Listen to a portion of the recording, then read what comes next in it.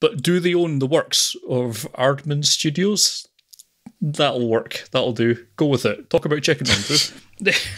Aardman Animations are one of the biggest names in stop-motion animation, particularly if you hail from these shores.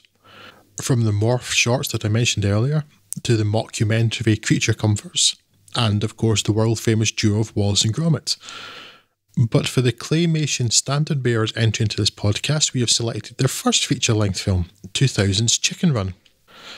A pastiche of several POW escape dramas, most notably The Great Escape and Escape of the Birdman, along with numerous other film references, Chicken Run sees the poultry of Tweedy's farm, led by Julia Sawala's Ginger, attempt to liberate themselves before a lack of egg production sees another prisoner sent to the pot.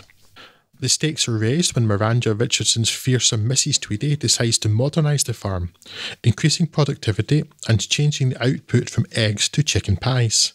Suddenly, everyone's necks are on the line, and escape becomes an even more pressing matter. Serendipity lands in our midst in the form of Mel Gibson's Rocky Roads, a flying rooster who, it seems, is the answer to their prayers. What their prayers are, or are to, is not covered, the theology of poultry being a matter Aardman decided not to address.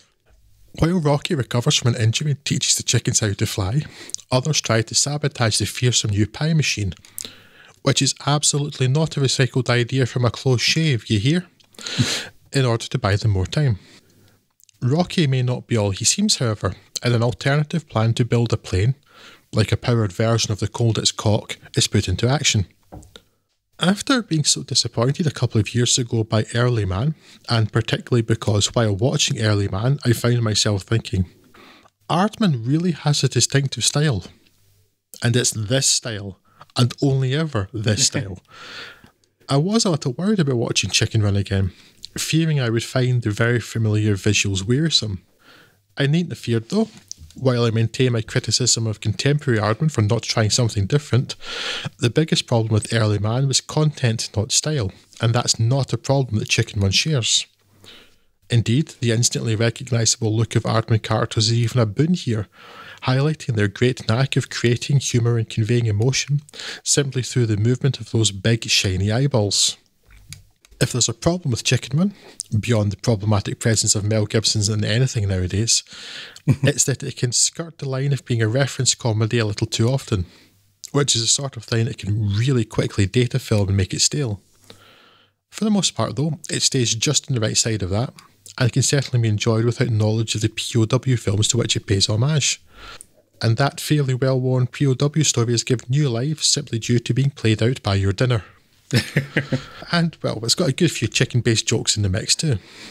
And while you're enjoying it, a part of your brain will no doubt be marvelling at the enormous amount of work and technical skill involved, especially when several scenes have multiple moving characters, not to mention the action sequences. The filming of the animation produced one minute of film per week.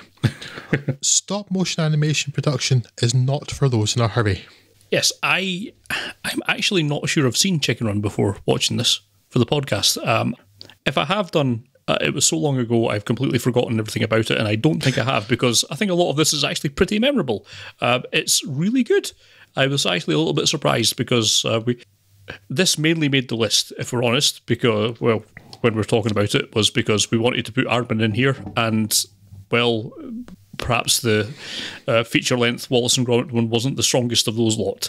But I was surprised to find myself enjoying Chicken Run quite so much. It's really quite funny. And I think it survives being a reference comedy a little bit because, I mean, the films that it's referencing are so far away from contemporary. Yeah. I don't know if it's just... I do wonder how well it would play outside of the UK, because I don't know if it's the same everywhere else, but the Great Escape was shown on TV so much, Christmas times and so on, throughout all of the time I was growing up. It's not the same these days, of course. The media landscape is very different, but for a generation plus of British people, the Great Escape is such a cultural touchstone that parodying it with chickens is just an obvious win for everyone. And it helps that I think it stands by itself as just being very funny. And you say the animation and the character detail, the distinctive Aardman look works really well.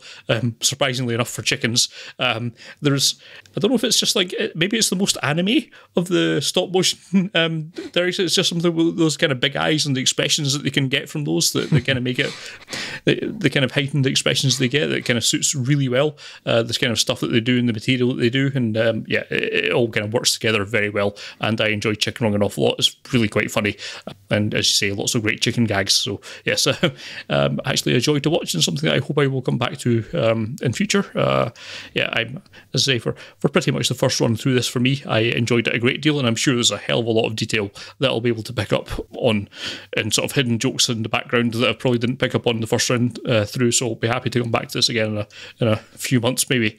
Because Aardman's great for this kind of thing of little hidden details and jokes and in the background that kind of really rewards rewatching. So I'm actually looking forward to watching this again. So yes, heartily recommend this, as I have done for pretty much everything and will do for everything going forward. So yes, very much enjoyed it, and you should watch it if you have not done so already. And also everything else Aardman's done, apart possibly from the stuff you mentioned about Early Man, which I've not quite got to myself. So Early Man was just such a disappointment. It's not like we're not saying that Curse of the Were-Rabbit was bad. It's just it's not as good as the other Wallace and Gromit stuff. Yes, taint the wrong trousers. So since we had to go with Features for Chicken Run, I'm really glad we did, because I thoroughly enjoyed this time. And also, Bossy Julia Sawalha is the best Julia Sawalha. Yes. Something I've known since I was 9 and Press Gang started. Yes. And also American Dexter Fletcher's the best Dexter Fletcher? Well, that might be the case, I'm not sure. But yeah. Well, weird you mention that, Scott. So I'm watching this thinking, they've got Mel Gibson in here. I was like, wouldn't it have been great if they just got Dexter Fletcher doing his American accent from Press Gang again to be that American character? That would have been so good. I think that would have worked, yeah. I mean, probably would have got at the box office that it did, because I think Chicken Run is still the #1 top grossing stop motion animation, right. And I think that's probably a lot to do with Mel Gibson's star power, certainly at the time in the year 2000. That would have helped attract a lot of people to it, but it should have been Dexter Fletcher basically doing Spike from Press Gang again. That would have made me at least very happy. And really, isn't that what it's all about?